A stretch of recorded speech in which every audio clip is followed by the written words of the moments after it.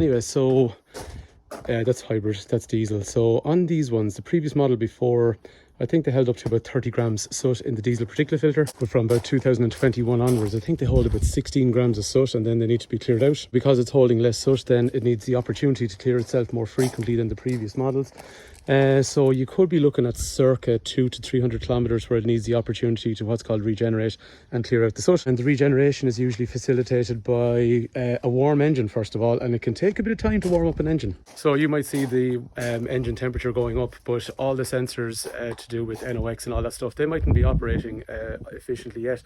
So it can take kind of 10-15 minutes at a motor ride before it's even warmed up correctly. Once it's up and running, you're looking at a constant gear, so a constant uninterrupted 15 to 20 minutes of driving over 80 kilometers an hour between 1,500 and 2,500 RPM, and that usually allows them the opportunity to clear themselves out, and then that's without, you know, the light coming on. You just needs that opportunity probably every maybe 300 kilometers. So from the point of view of if somebody's not doing that kind of driving anymore, we are probably qualifying them when they're looking at a car now, and we probably push them into hybrid. So our car at home, my wife doesn't do anywhere near that kind of driving, so a diesel car couldn't work for us, so we'd have to go with hybrid.